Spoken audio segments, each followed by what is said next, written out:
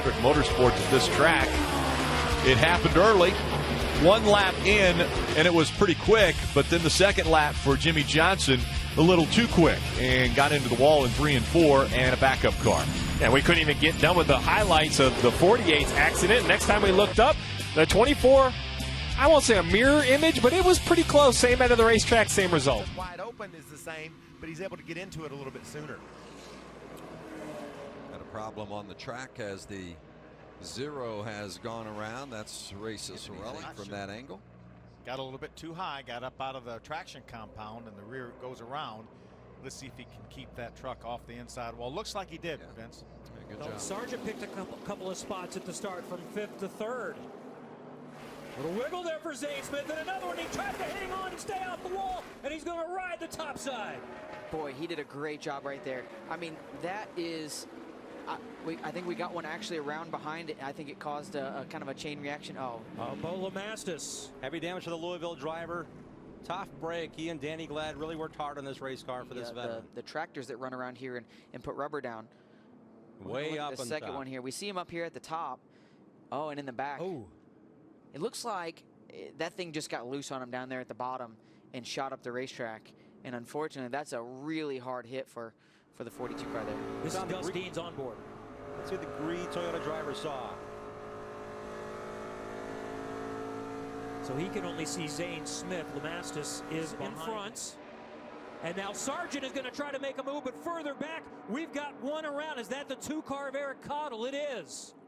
Came in here 5th in the rookie standings. He's gaining speed. I have to get comfortable on these big racetracks, and his car unfortunately has found the fence here. Cottle out of Oklahoma in his first full season racing for Wayne Hickson.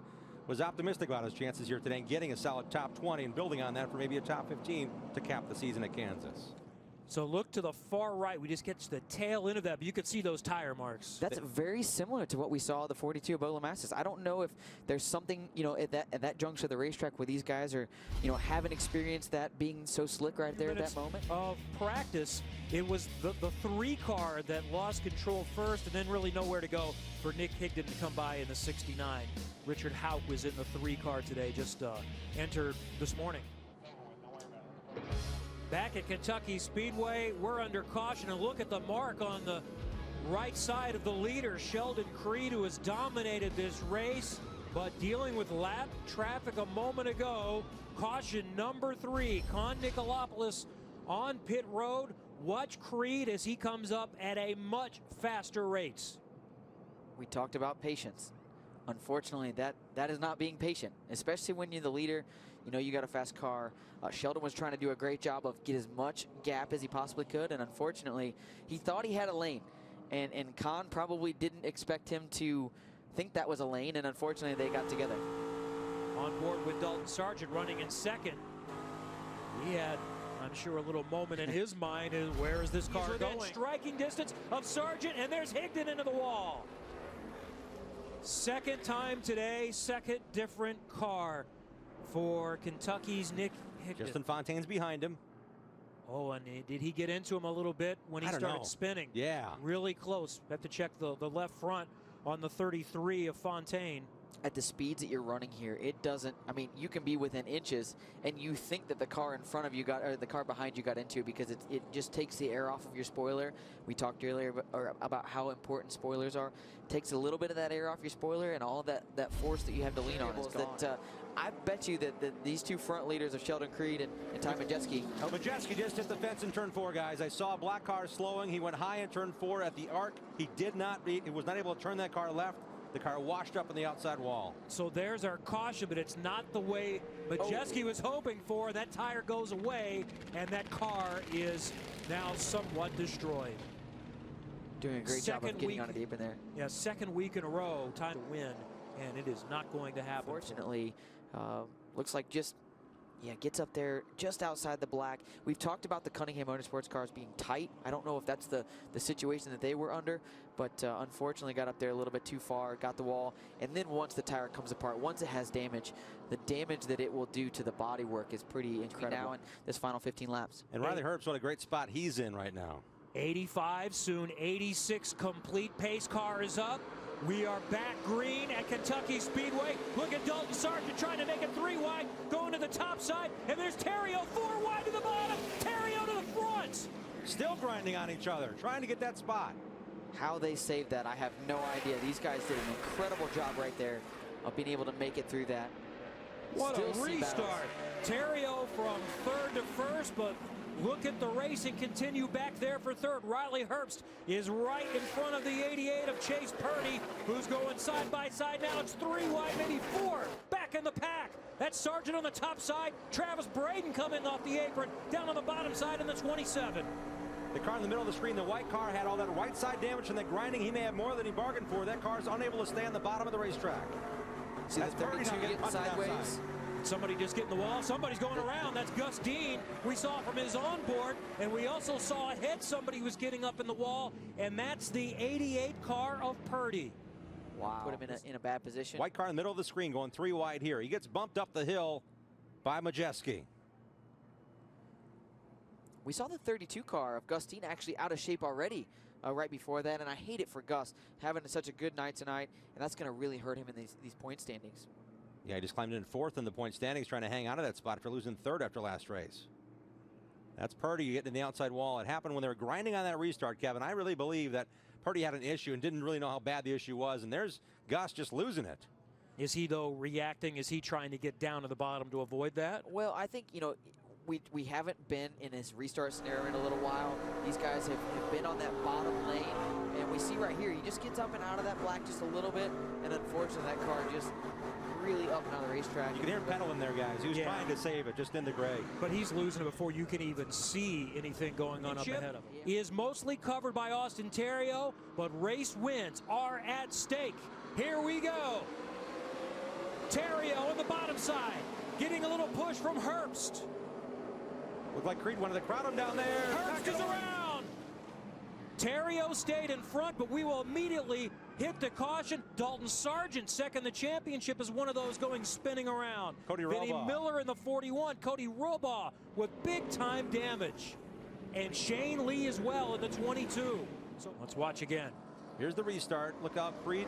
Yeah, a little bit wide there. Oh, and Creed took some contact, too. It was actually the 22. I thought that the 18 and the 28 had come together, but it was actually the 22 that got into the right rear quarter panel, right here as the 18 tries to swing up a little bit. The 22 is trying to go to the middle, and unfortunately those two make contact. Good catch. Let's prepare for this ride with Riley Herbst. Pushing. At that point, you know, everybody's trying to find that little bit of a gap, and unfortunately the 18 of Riley Herbst had a good run. He was trying to go to that middle, and the 22 was also trying to go to the middle, come together, and unfortunately we see the result. 2009, but Creed is right on him.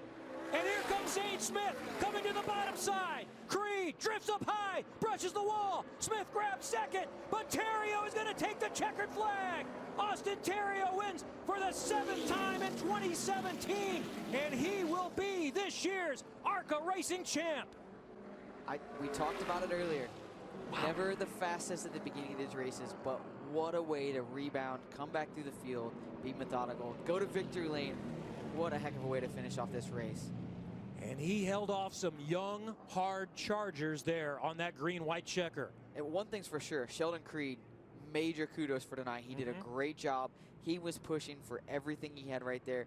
Unfortunately got up, maybe got the outside wall a little bit, which opened the door for Zane Smith, who also had a great night coming back from an early spin and being able to drive his way up through there. So definitely a great finish for these guys. And that 52 car right there, those guys are definitely some proud crew members and a proud driver behind that wheel.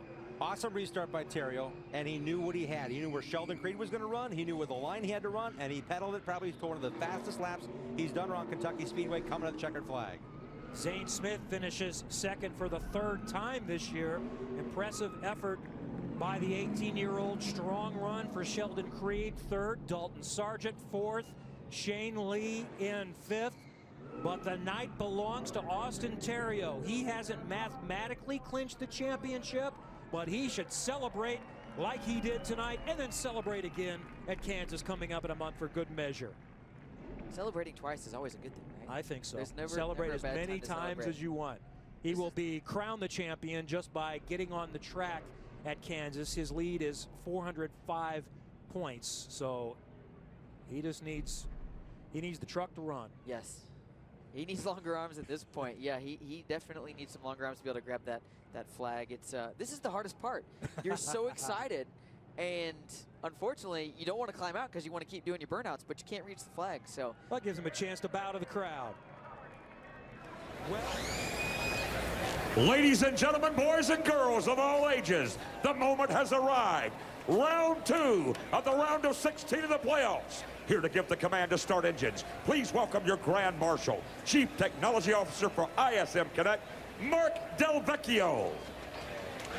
Drivers, start your engines! To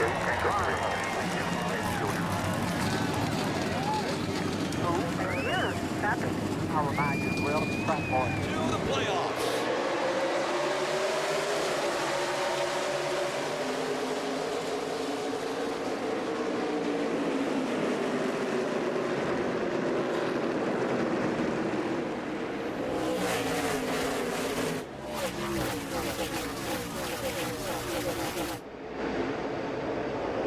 Fanning out, trying to be 3 wide, going into turn number 3.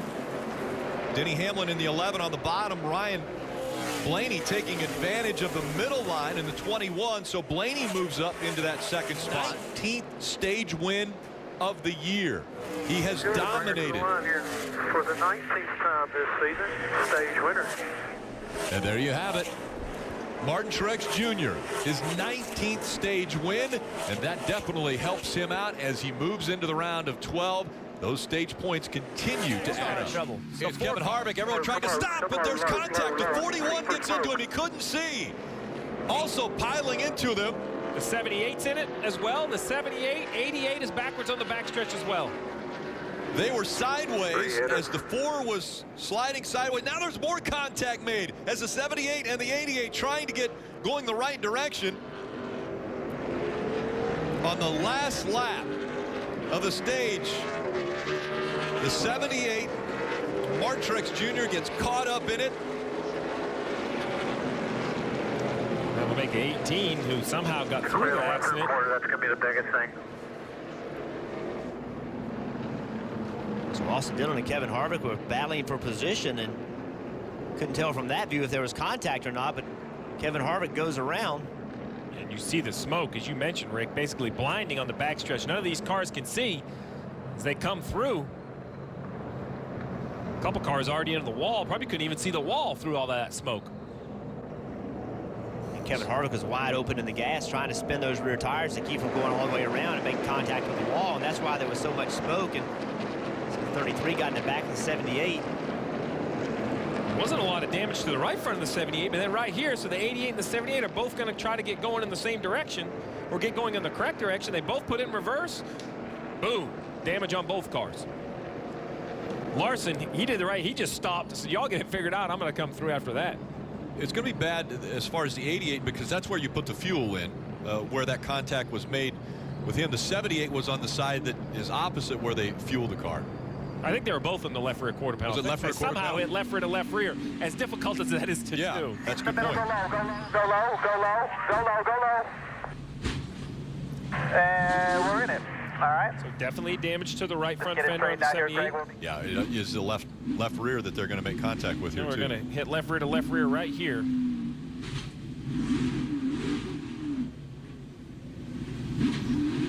drivers just can't see that well out of the back of the race car. And so the red flag is going to come out as, again, the cars are locked together. Look at this view right here. Riding along with Busch, you can see he has no idea where anybody is, and he committed to going to the top, and Kevin Harvick was sitting there. He came out of the smoke, and there the car was sitting.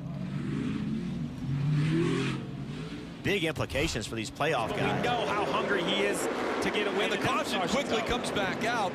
In turn 2, the 38 is turned around, David Reagan. And Rick, that is a huge break for the 17 of Ricky Stenhouse Jr. He chose to not pit at all, took the wave around. He was never going to gain any points back. Now he has an opportunity. You see right here, looks like to me the car just came around really quickly, almost like he had some kind of an issue.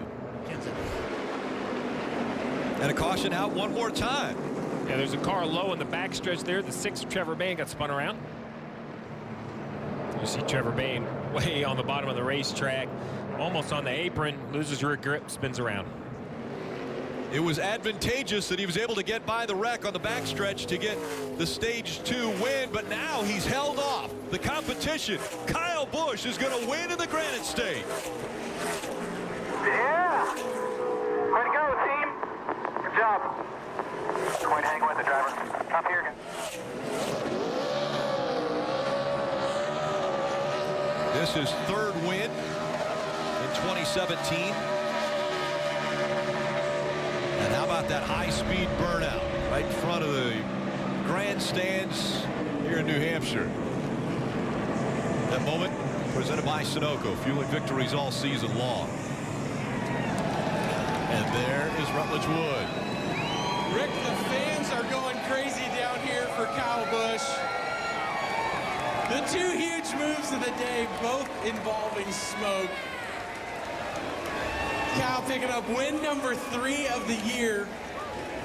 Rowdy Burns is who it looked like you were coming through that smoke on the backstretch. In that crazy moment, you make through without a scratch on it and come back to win. How did that happen? I have no idea. But you're right, that was pretty intense. That was some Days of Thunder stuff over there. You couldn't see anything. I mean, it was just a wall of smoke over there off of turn 2, but yeah, I listened to the spotter and basically was told to stop. So I'm like, it sounds like a good idea. And just checked up as much as I could. Of course, I was trying not to get run into from behind. I didn't know who was coming behind me. I know Matt was there. But all in all, just a great day. Great day for this M&M's Caramel team, all these guys on this Joe Gibbs Racing Camry. This thing was awesome. So we ran up front all day long. We executed. We did a good job. We did what we were supposed to do. And it's awesome to win here in the Granite State right in front of these fans. So we appreciate the New Hampshire Motor Speedway and the show they put on. It's awesome to come out here every year, and you know, it's pretty cool to win here on this hot day. Congratulations, buddy. We'll see you in Victory Lane. Sounds good. Right on. Ladies and gentlemen, boys and girls of all ages, here to give the command to start engines for today's race, please welcome your Grand Marshal, Director of Admissions at the University of Northwestern Ohio, Don Loden. On behalf of all the students, faculty, and staff at your engines!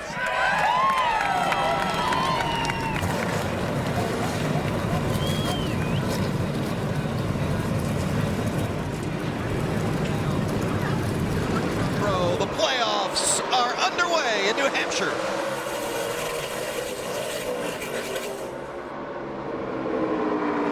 Gregson, the pole winner, started from that outside spot.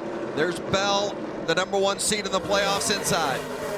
You can see why he started up there, Vince. A nice solid run, a lot of momentum off the top side, gained the lead coming off turn 2. How about Todd Gilliland, another Kyle Busch machine, and that bright yellow 51 making a move early on the inside. You see 3 different lanes there. You got guys on the bottom and on the top in the traction compound. Johnny Sauter was in the middle without any traction compound. Maneuver over and around.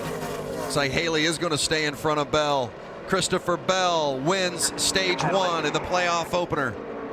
The 6th stage win for Bell this season.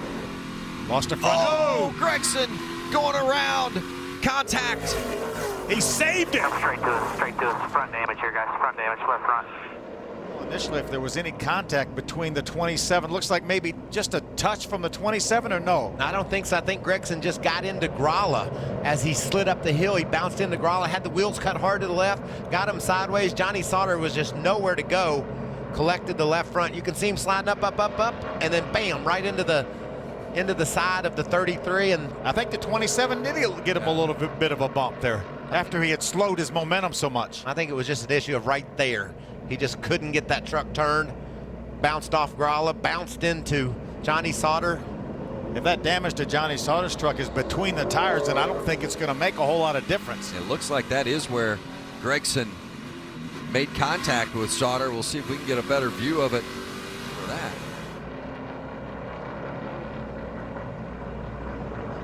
Probably something from the where it comes. You would guess it came from Johnny Sauter's truck. That's what I was going to say, and there it goes.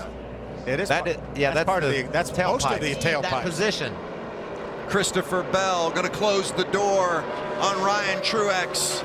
Bell on his way to a 7th career win. Christopher Bell opens the postseason with a victory at New Hampshire. Really good drive. Briscoe still trying to finish the job with Kaz Grala as they battle for position coming to the line. Grala's going to hold the spot. That was for 10th. Here he is, Christopher Bell. Playoff win at Loudon, New Hampshire. Got it done in all 3 stages today at this racetrack. Man, I guess the way to come to start the playoffs and make a statement is to win stage 1, stage 2, and come to victory lane. Congratulations on a solid effort by you and your race team. It's a dream come true to drive for Kyle Busch Motorsports, man. These guys do such an excellent job preparing this Series XM Tundra. Just can't thank all of our partners at JBL, TRD, Toyota, everyone at Kyle Busch Motorsports. Thank you guys for building such fast trucks. It's an honor to drive them. It came down to a battle between you and Ryan Truex. Looked like he was taking your line away. You fought to get by him several times. What enabled you in the end to make that pass? Well, he was doing a really good job watching his mirror, and I knew it was tough to pass all day, but our truck had been so good we didn't been able to do it until we got to him.